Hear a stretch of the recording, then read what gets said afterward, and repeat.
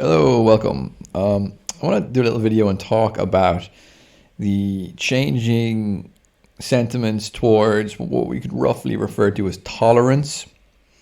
This sort of tenet of liberal values, tolerance. It's a vague word. I don't really know exactly what it means. This is kind of one of the points of making this video.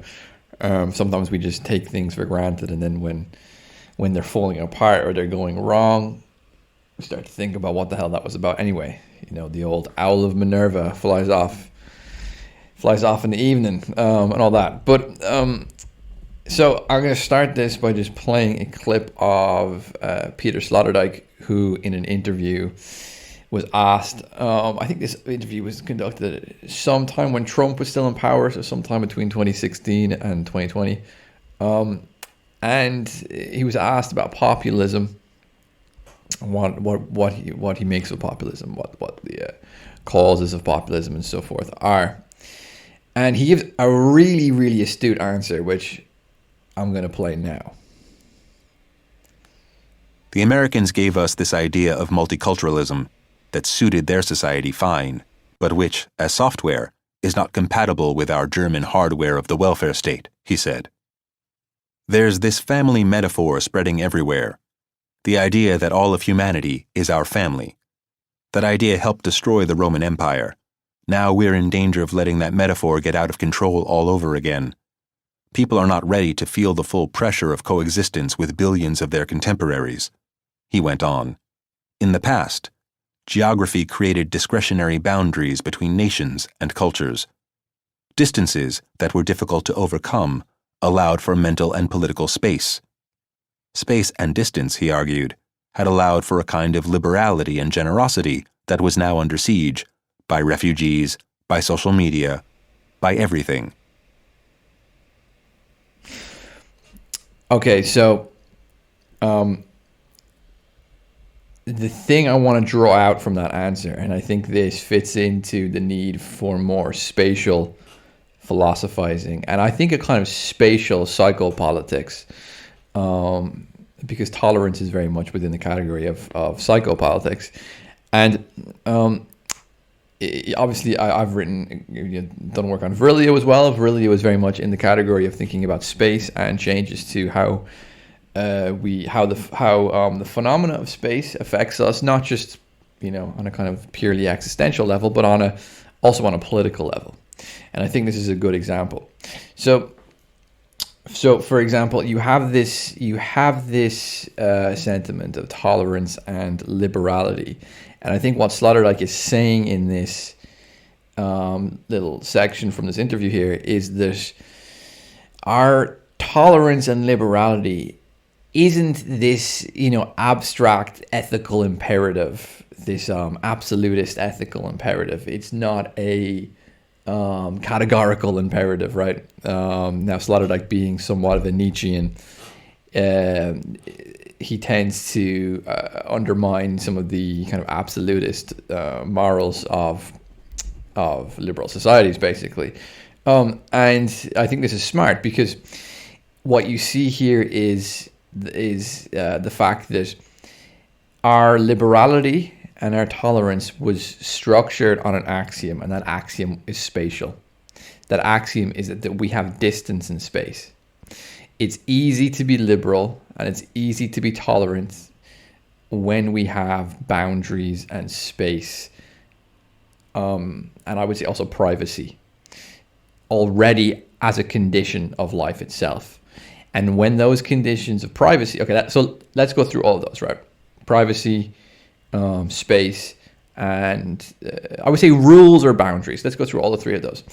Privacy, right? Well, surveillance capitalism, social media, and so forth and so forth. That's been largely undermined. Everyone has a camera phone, and so on and so on. Space. Well, there's, again, I think the point he's making out, and this is definitely something you can supplement with a discussion of Paul Virilio, which is that when we have instant communication, it destroys our phenomena. It destroys mental boundaries, because we are always, as Virilio would say, emotionally synchronized into a kind of network, a digital network, whereas pre-internet and certainly pre-smartphone, we didn't really exist 24/7 with this communicative pressure, right? To be always, like, for example, people text you or someone says something in a group chat and, I have to respond. And if I don't respond, I feel guilty and I'm not. People are going to feel like I'm ignoring them, blah, blah, blah. All this pressure 24/7 mental pressure on us to be communicative. Which is also somewhat, I think, a symptom of the therapeutic culture, because the therapeutic culture is always trying to pressure us to be open and talk and reveal our inner selves and all this nonsense. And again, so that's more pressure, and it sort of breaks down our our sense of boundaries in space. Pressures us to be open and communicative 24/7. And then on top of that, you have boundaries. And okay, so let's think about the boundary question. Like, all of these are obviously interrelatable, but the boundary question is, as he says, immigration, huge influxes of refugees. Suddenly your neighborhoods are being transformed demographically and so forth. I mean, you can't help but notice this. There's often, I think, a pressure from liberal societies to give certain groups indulgences when it comes to rules. So we have mutual rules, how we coexist, because this is a question of coexistence. So you have these mutual rules. How do you coexist? Well, you don't do this, you don't do this, blah, blah, blah. But this is a woman. No, she's an exception. Oh, this is an LGBT person. That's an exception. Oh, this is an ethnic minority. That's an exception, and so forth and so forth. So it creates the feeling of claustrophobia. Like, you have no assurances from your society that people won't, break the rules and hurt you in some way, or take something from you in some way, or exploit you in some way. Because those rules, which were once more, from a Marxist perspective, of course, things weren't always totally universal and so on, but they were certainly more universal. And also, I think from a Marxist perspective, it's important because often if different classes lived in different neighborhoods, and in your neighborhood there was a kind of common set of rules, and at least in that neighborhood, those rules were enforced. Whereas now, I think you've got much more. So if you've got a household, for example, a family, and you've got one person who is whatever, LGBT, or they've got some mental health problems, and some psychiatrist has said they need special treatment and so forth, suddenly you've got a breakdown of the rules within that family itself. It's not just within the nation, it's within the family itself. If you live in a neighborhood and it's very multicultural and ethnically mixed, and the authorities are then saying, well, this person stole, or this person physically assaulted that person, but that person is from an ethnic group which has a victimology claim and so forth, so we're not going to enforce the rules. And what this does is that it basically makes people feel like and quite accurately, it makes them feel like there's no boundaries, that anyone can do anything and whenever they want.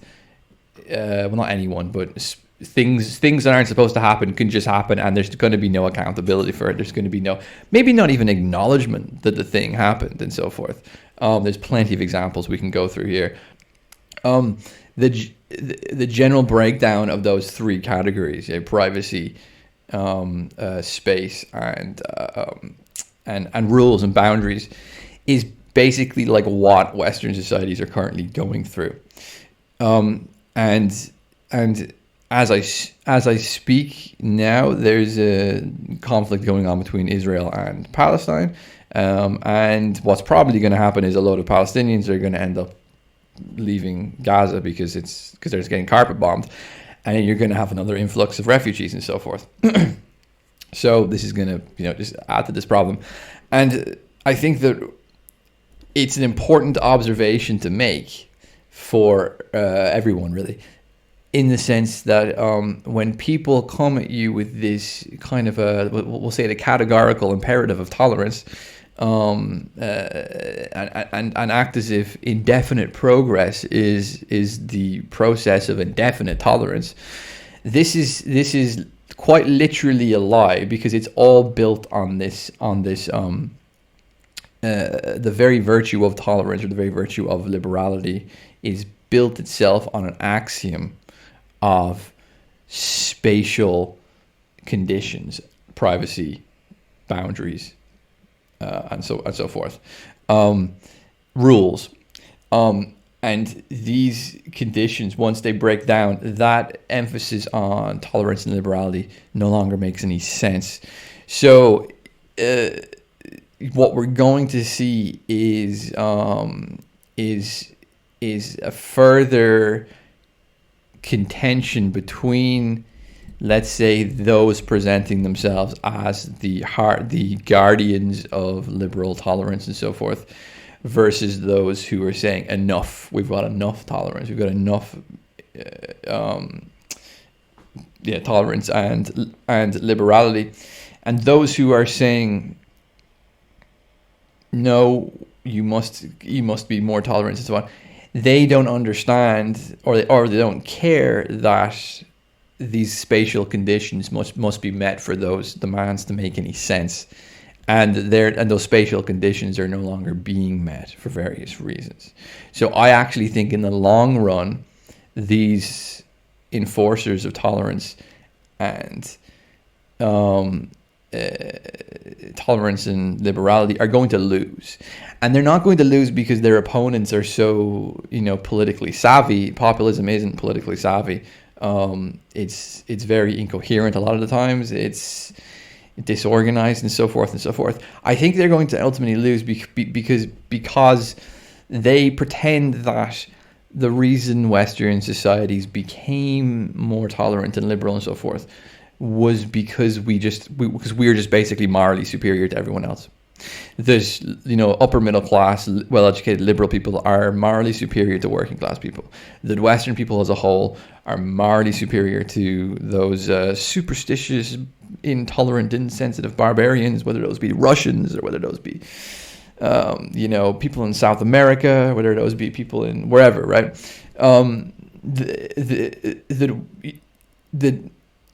If you observe the kind of let's say enforcers and guardians of these kind of liberal values and so forth, they literally think that, right? It's funny because within them, this is a kind of Duganist point I suppose I'm making, but within them they have their own racism, which is that and classism, which is that they don't understand that certain conditions made their sense of virtue. I'm saying their sense of virtue, not the sense of virtue, but their sense of virtue, possible to begin with, and those conditions are no longer there.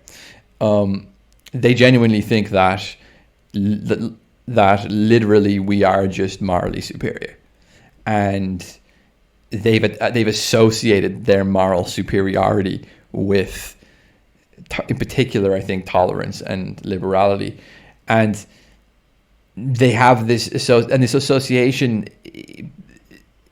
What it does is that it allows them to tell themselves that they are superior to other peoples, and because they can tell themselves they're superior to other peoples, it obviously justifies their authority, and it obviously justifies their stupidity a lot of times as being very bad at running things and being very bad in leadership and from a kind of governing perspective, and so it kind of feeds their own ego, right? It feeds their own that kind of narcissism in that way. But it also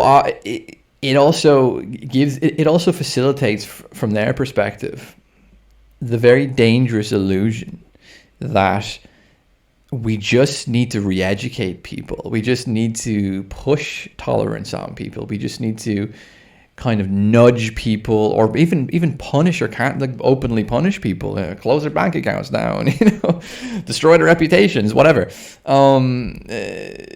These punishments, which in their eyes at least are kind of soft punishments. We're not executing people, right? But are actually quite devastating. But anyway, they're going to continue to push for these liberal values without realizing that the axioms, that those liberal values, and I would say the kind of psychopolitical and psychospatial axioms, which I think Sloterdijk quite acutely alludes to in that passage, without those being there. And therefore, it's a bit like, I don't know, it's a bit like trying to build, like a house on ice, and the ice is going to melt in the summer. You know what I mean? It's a bit like a kind of self-defeating act. It's like it doesn't deal with the actual kind of axiomatic concrete necessities for their world, for their virtues, for their values.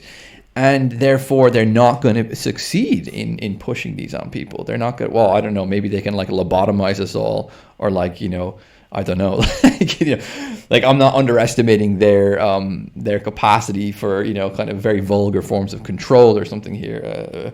But they're not going to be able to restore these liberal values, not just because they're politically incapable, not just because the people that they're trying to enforce them on are ignorant or barbaric in some way, but because the axioms aren't, because the conditions are no longer there.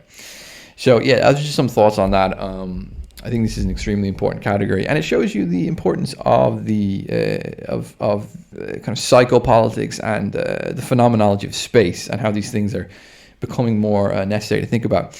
And also, I'm teaching a Paul Virilio course.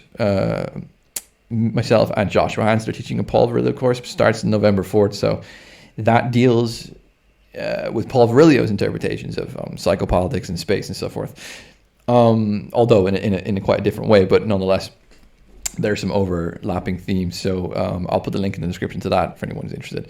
Okay, well, thanks for listening.